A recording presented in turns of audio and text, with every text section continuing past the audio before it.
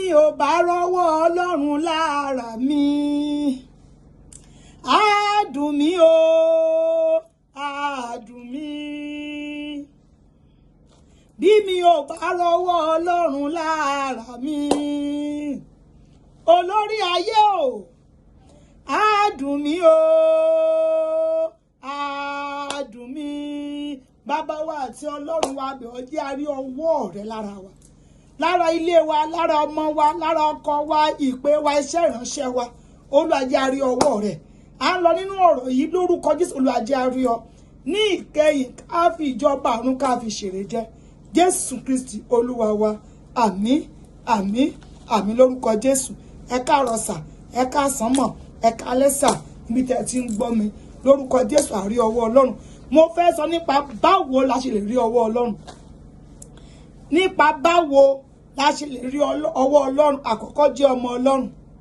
ó ní ọ̀rẹ́ mi ni ẹ̀yin ṣe bí ẹ bá ṣe kíni bí ẹ bá pa àṣẹ mi mọ́ jẹ́ ọmọ Ọlọ́run John chapter 1:11-12 ó sọ nípa àwọn tó bá ti gbà á nìkan náà ń jẹ́ kán ṣe kí n tán gbọ́ orúkọ rẹ̀ gbọ́ lásọ di ọmọ Ọlọ́run bí o bá jẹ́ ọmọ o máa rí ọwọ́ bàbá lára rẹ o máa rí ọwọ́ Ọlọ́run lára rẹ báyìí rí ọwọ́ Ọlọ́run yẹn ohun tó ṣe ti ọmọ ààfin fi fún ajá bí a bá jẹ́ ọmọ rẹ̀ a ṣe kí ni a máa rí ọwọ́ Ọlọ́run èkejì Psalm 34:7-9 ó ní bẹ̀rù Olúwa bẹ̀rù Olúwa bí o bá bẹ̀rù Ọlọ́run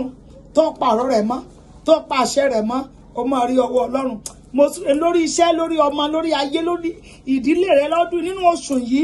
nínú oṣù tó ń bọ̀ nínú ọdún tuntun àwọn olóòkan yìí o máa rí ọwọ́ Ọlọ́run ẹ jẹ́ á bẹ̀rù Ọlọ́run bí a bá bẹ̀rù Ọlọ́run a máa ṣe kí ni a máa rí ọwọ́ rẹ̀ ìkẹta mọ Ọlọ́run àti ọ̀rọ̀ rẹ̀ ẹlòmíràn lọ pé mo mọ Ọlọ́run o ṣùgbọ́n kò mọ ọ̀rọ̀ Ọlọ́run tó bá mọ ọ̀rọ̀ Ọlọ́run ó ló mú ju idà lójú méjì ò ní sáré káàkiri tó bá mo mọ Ọlọ́run mo dẹ̀ gbá ọ̀rọ̀ rẹ̀ gbọ́ mo mọ Ọlọ́run tí mo ń sìn mo dẹ̀ gbá ọ̀rẹ́ rẹ̀ gbọ́ wàá rí wípé ó máa tọ́ ìtísẹ̀ rẹ̀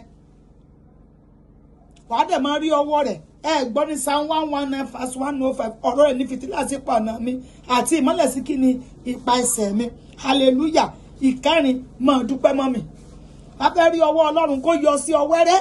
kó ṣe bó ṣe ń ṣe kó ṣe bí ọba máa dúpẹ́ nígbà gbogbo máa yìn nígbà gbogbo máa gbéga Psalm 100 sọ pé ẹ sí Olúwa ẹ̀yin ilẹ̀ gbogbo Psalm 137 ó ní ẹ fi ọpẹ́ fún torí pé ó ṣe o tí àánú ẹ̀ dúró láéláé Psalm 8 sọ pé Olúwa Olúwa wa orúkọ rẹ̀ ti ní ìtò ní gbogbo ayé ó ní gbogbo ẹ̀yin orílẹ̀-èdè Psalm 1 ẹ ṣe kí ni ẹ fi ọpẹ́ fún Olúwa ẹ fìyìn fún Olúwa máa dúpẹ́ bó bá ti dúpẹ́ lọ́wọ́ Ọlọ́run nígbà tó rí jẹ nígbà tí ó rí jẹ Olúwa kan sọ pé ìgbà tó bá tẹ́ wá lọ́rùn you are the most high